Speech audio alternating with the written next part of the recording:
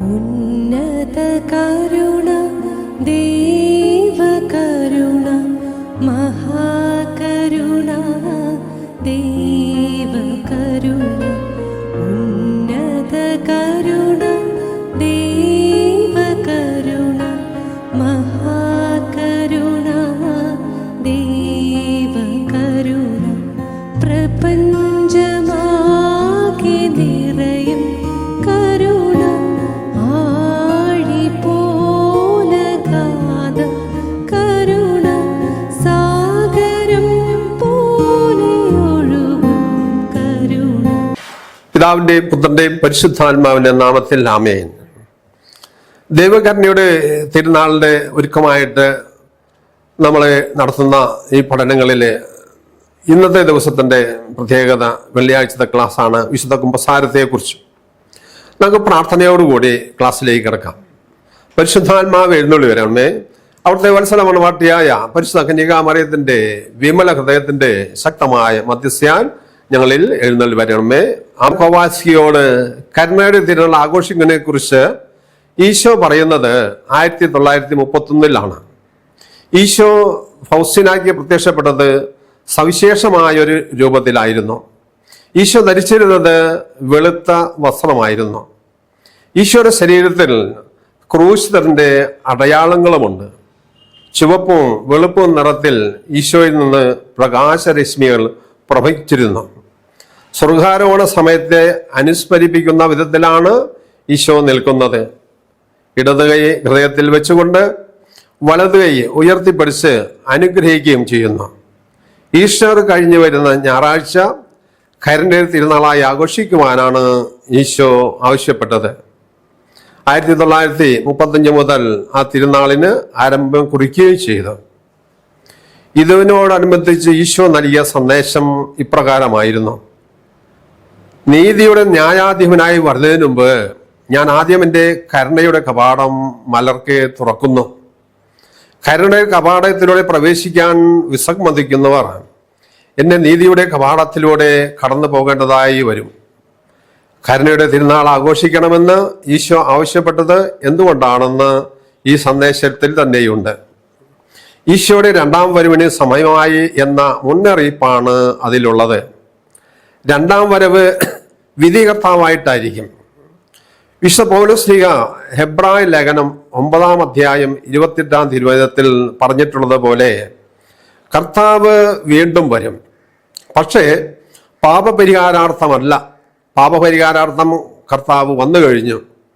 രണ്ടാമത് വരുന്നത് അവിടുത്തെ ആകാശമുഖം കാത്തിരിക്കുന്നവർക്ക് വേണ്ടിയാണ്.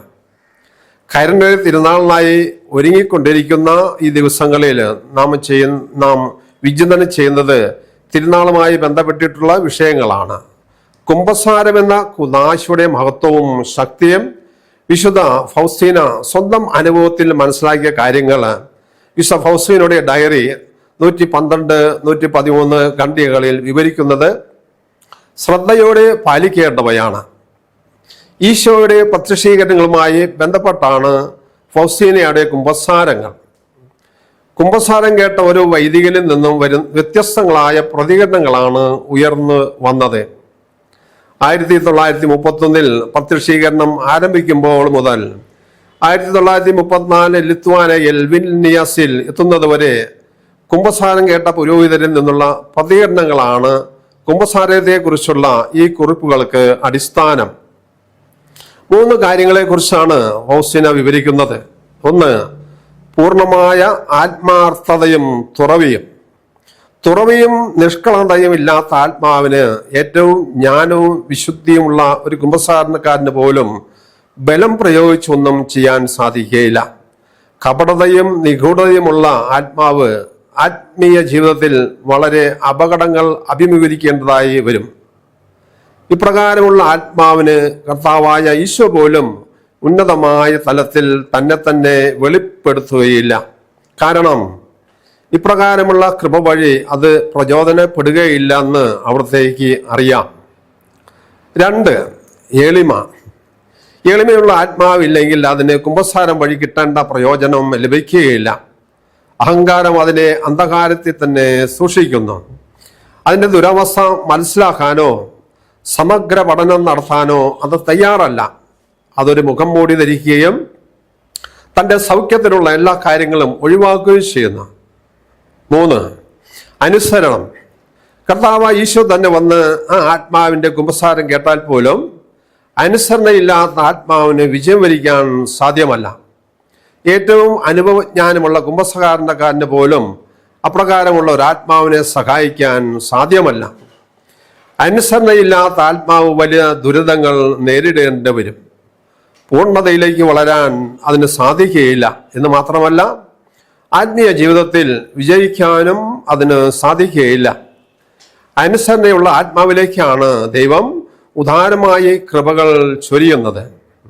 വിശുദ്ധ ഫൗസ്റ്റീനയുടെ ഡയറിയുടെ 699 ഖണ്ഡികയിൽ രേഖപ്പെടുത്തിയിട്ടുള്ള ആഹ്വാനം അങ്ങേയറ്റം പ്രാധാന്യമുള്ളതാണ്. കരുണയുടെ തിരുനാളിനെ കുറിച്ചും കരുണയുടെ തിരുനാൾ പ്രദാനം ചെയ്യുന്ന വൻ കൃപകളെ കുറിച്ചുമാണ് ഈശോ സംസാരിക്കുന്നത്. അതോടൊപ്പം പ്രധാനമായത് കുമ്പസാരിച്ച് ഒരുക്കത്തോടെ ദൈവകരുണയുടെ തിരുനാൾ ആഘോഷിക്കണമെന്ന് ആഹ്വാനമാണ്. ഈശോ പറയുന്നു, എൻ്റെ മകളെ, എൻ്റെ അഗ്രാഹ്യമായ കരുണയെപ്പറ്റി സമസ്ത ലോകത്തോടും പറയുക. എല്ലാ ആത്മാക്കൾക്കും, പ്രത്യേകിച്ച് കഠിന ഭാവികൾക്ക് കരുണയുടെ തിരുനാൾ അഭയവും സംരക്ഷണമായി തീരുവാൻ ഞാൻ ആഗ്രഹിക്കുന്നു. ആ ദിവസം എൻ്റെ അനുകമ്പാർഹമായ കരുണയുടെ ആഴങ്ങൾ ഞാൻ തുറക്കും. എൻ്റെ കരുണയുടെ ഉറവിടത്തെ സമീപിക്കുന്ന ആത്മാക്കളുടെ മേൽ ഞാൻ പ്രസാദവരത്തിൻ്റെ വൻ കടൽ തന്നെ ഒഴുക്കും. അന്നേ ദിവസം കുമ്പസാരിച്ച് വിശ്വകുർബാന സ്വീകരിക്കുന്ന ആത്മാക്കൾക്ക് പരിപൂർണ പാപമോചനവും കടങ്ങളുടെ പൊറുതിയും ലഭിക്കും. അന്നേ ദിവസം ദൈവ പ്രസാദവരമൊഴുകുന്ന എല്ലാ ചാലുകളും ഞാൻ തുറന്നുവിടും.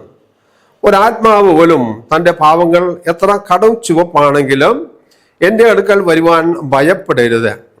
മാനുഷികമോ അമാനുഷികമോ ആയ ബുദ്ധിക്ക് ഒരിക്കലും അളക്കാനാവാത്ത വിധം എൻ്റെ കരുണ അത്ര ഉന്നതമാണ്. അത് നിത്യതയോളം അങ്ങനെ തന്നെ ആയിരിക്കും. എൻ്റെ അനുകമ്പാർഹമായ കരുണയിൽ നിന്നാണ് എല്ലാ സൃഷ്ടികളും അസ്തിത്വം സ്വീകരിച്ചിരിക്കുന്നത്. എന്നോടുള്ള സഹവാസത്തിൽ എല്ലാ ആത്മാക്കളും എൻ്റെ സ്നേഹത്തിലും കരുണയിലുമാണ് നിത്യതയിൽ എപ്പോഴും ഒഴുകിയിരിക്കുന്നത്. എനിക്ക് നിന്നോടുള്ള വാത്സല്യത്തിൽ നിന്നാണ് കരുണയുടെ തിരുനാൾ ഉത്ഭൂതമായത്. ഈസ്റ്റർ കഴിഞ്ഞു വരുന്ന ആദ്യത്തെ ഞായറാഴ്ച ഇത് സാഘോഷം കൊണ്ടാടണമെന്നാണ് എൻ്റെ അഭിലാഷം. എൻ്റെ കരുണയുടെ ഉറവിലെ അണയാതെ മാനവകുലത്തിന് സമാധാനം ലഭിക്കുകയില്ല. കുമ്പസാരത്തിലൂടെ മാത്രമേ ഒരു വീണ്ടെടുപ്പ് സാധ്യമാകുകയുള്ളൂ എന്ന് ഈശോ വീണ്ടും വീണ്ടും ഓർമ്മിപ്പിക്കുകയാണ്. വിശുദ്ധ ഫൗസ്റ്റീനയുടെ ഡയറിയുടെ 1448 ഖണ്ഡികയിൽ ദൈവകരുണ പ്രദാനം ചെയ്യുന്ന അത്ഭുതത്തെ പ്രചോദനപ്പെടുത്താത്തവർക്ക് അതൊരിക്കലും നേടാൻ സാധ്യമാകാത്ത വിധം അടയ്ക്കപ്പെടുമെന്ന മുന്നറിയിപ്പും നൽകുന്നുണ്ട്. എൻ്റെ കരുണയെക്കുറിച്ച് എഴുതുകയും പറയുകയും ചെയ്യാം. ആത്മാക്കളോട് അവർ എവിടെയാണ് ആശ്വാസം തേടേണ്ടത് എന്ന് പറയുക. അതെൻ്റെ കരുണയുടെ സിംഹാസനത്തിങ്കലാണ്. കരുണയുടെ സിംഹാസനം കുമ്പസാരക്കൂടാണ്. അവിടെയാണ് വളരെ വലിയ അത്ഭുതങ്ങൾ സംഭവിക്കുകയും ആവർത്തിക്കപ്പെടുകയും ചെയ്യുന്നത്. ഈ അത്ഭുതം സ്വന്തമാക്കുന്നതിന് വലിയ തീർത്ഥാടനങ്ങൾ നടത്തുകയോ ബാഹ്യമായ ആഘോഷങ്ങൾ നടത്തുകയോ ചെയ്യേണ്ട ആവശ്യമില്ല. എൻ്റെ പ്രതിനിധിയുടെ പാതാന്തികയെ വിശ്വാസത്തോടെ അണഞ്ഞ് തൻ്റെ ആത്മാവിൻ്റെ ദുരവസ്ഥ വെളിപ്പെടുത്തുകയേ വേണ്ടൂ. അപ്പോൾ ദൈവകരുണയുടെ അത്ഭുതം അവിടെ പൂർണ്ണമായും സംഭവിക്കും. ഒരാത്മാവ് അഴുകിത്തുടങ്ങിയ മൃതശരീരം പോലെയാണെങ്കിലും, അതിനാൽ മാനുഷികമായി നോക്കിയാൽ ഇനിയൊരു പുനരുത്ഥാനം ഇല്ലെങ്കിലും എല്ലാം നഷ്ടപ്പെട്ടു കഴിഞ്ഞു എന്ന് തോന്നിയാലും ദൈവിക ദൃഷ്ടിയിൽ അങ്ങനെയല്ല. ദൈവകരുണയുടെ അത്ഭുതം ആത്മാവിനെ പൂർണ്ണമായും പുനരുദ്ധീകരിക്കും. ദൈവകരുണയുടെ അത്ഭുതത്തെ പ്രചോദനപ്പെടുത്താത്ത ആത്മാക്കൾ എത്രയോ നിർഭാഗ്യവാന്മാരാകണം. നിങ്ങൾ നിഷ്പ്രയോജനമായി ഉറക്കെ വിലപിക്കും, എന്നാൽ അത് വളരെ താമസിച്ചായിരിക്കും.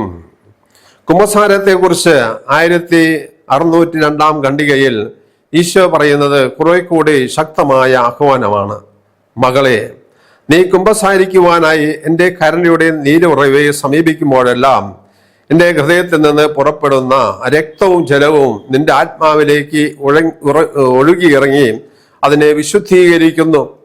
ഓരോ പ്രാവശ്യവും നീ കുമ്പസാരിക്കുവാനായി അണയുമ്പോൾ ഏറ്റവും വലിയ ശരണത്തോടെ നിന്നെ തന്നെ എൻ്റെ കരുണയിൽ ആഴ്ത്തുക. അങ്ങനെ എൻ്റെ കൃപാസമൃദ്ധി നിന്റെ ആത്മാവിൽ ഞാൻ വർഷിക്കട്ടെ. കുമ്പസാരക്കൂടിനെ സമീപിക്കുമ്പോൾ നീ ഒരു കാര്യം ഓർക്കുക, നിനക്ക് വേണ്ടി അതിനുള്ളിൽ കാത്തിരിക്കുന്നത് ഞാൻ തന്നെയാണെന്ന്. പുരോഹിതനിൽ ഞാൻ മറഞ്ഞിരിക്കുന്നുവെങ്കിലും നിന്റെ ആത്മാവിൽ പ്രവർത്തിക്കുന്നത് ഞാൻ തന്നെയായിരിക്കും. ഇവിടെ ആത്മാവിൻ്റെ ദുരിതം ദൈവത്തിൻ്റെ കരുണയെ കണ്ടെത്തുന്നു. കരുണയുടെ ഈ ഉറവിൽ നിന്ന് ശരണമാകുന്ന പാത്രം ഉപയോഗിച്ച് മാത്രമേ കൃപകൾ കോരിയെടുക്കാൻ കഴിയുമെന്ന് ആത്മാക്കളോട് പറയുക. അവരുടെ ശരണം വലുതാണെങ്കിൽ എൻ്റെ ഔദാര്യത്തിന് അതിരുകൾ ഉണ്ടാവില്ല.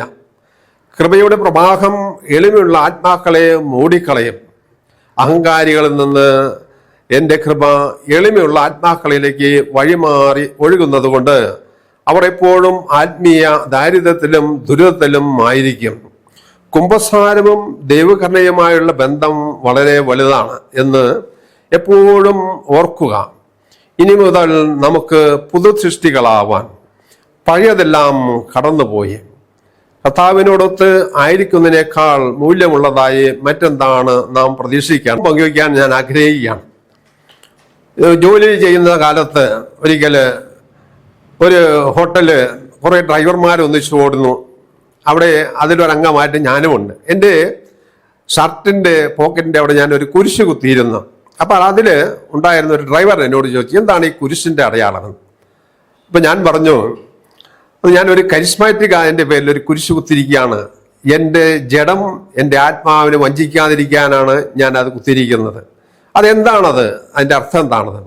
ഞാൻ ഈ വണ്ടിയെല്ലാം ഓടിച്ച് എൻ്റെ നാട്ടിൽ നിന്ന് മറ്റു പല സ്ഥലത്തേക്കും പോകുമ്പോൾ ഒരു പക്ഷേ എനിക്ക് പണ്ടുണ്ടായിരുന്ന ദുശ്ശീലങ്ങളിൽ ഒന്നായ മദ്യപാനം എന്നെ കീഴടക്കാൻ സാധിക്കും. അപ്പോൾ ഏതെങ്കിലും ബാറിൽ കയറി വള്ളമടിക്കണമെന്ന് തോന്നിക്കഴിഞ്ഞാൽ ഈ കുരിശുണ്ടെങ്കിൽ ഒരിക്കലും ഞാനത് ചെയ്യുകയില്ല. എൻ്റെ മനസാക്ഷി അതിന് അനുവദിക്കുകയില്ല. അപ്പോൾ അയാൾ വീണ്ടും ചോദിക്കുകയാണ്, ആ സഹോദരൻ, കുമ്പസാരത്തെക്കുറിച്ച് എന്താണ് പറയുന്നത്?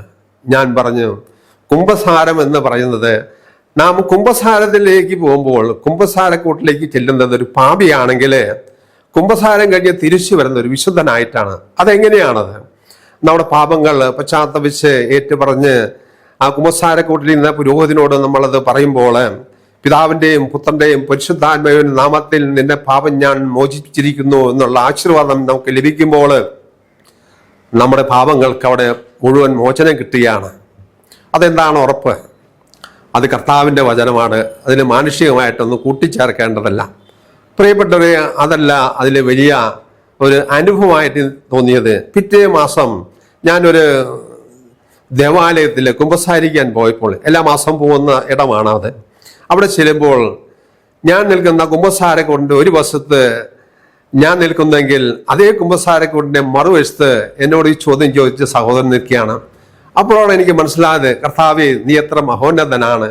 കുമ്പസാരത്തെക്കുറിച്ച് ഒരു ബോധ്യം മകന് കിട്ടിയത് കൊണ്ട് നീ എനിക്ക് ആ മകൻ എൻ്റെ മുമ്പിൽ കൊണ്ട് നിർത്തി തന്നല്ലോ എന്ന്. അങ്ങനെ ഞാൻ ആ കുമ്പസാരത്തെക്കുറിച്ച് എപ്പോഴും സന്തോഷവാനും കൂടെ കുമ്പസാരിക്കാനുള്ള അവസരം കിട്ടുമ്പോഴെല്ലാം അതിനുവേണ്ടി ഞാൻ അണയുകയും ചെയ്യുന്നുണ്ട്. നമുക്ക് ദൈവത്തെ വാഴ്ത്താം. കുമ്പസാരം എന്ന കുശാശ കർത്താവ് നമുക്ക് തന്നതിനോർത്ത് നമ്മൾ അനുദിന ജീവിതത്തിൽ നമ്മൾ വിശുദ്ധീകരിക്കുന്നതിനോർത്തും നമുക്ക് ദൈവത്തിന് നന്ദി പറയാം. നമുക്ക് പ്രാർത്ഥിക്കാം.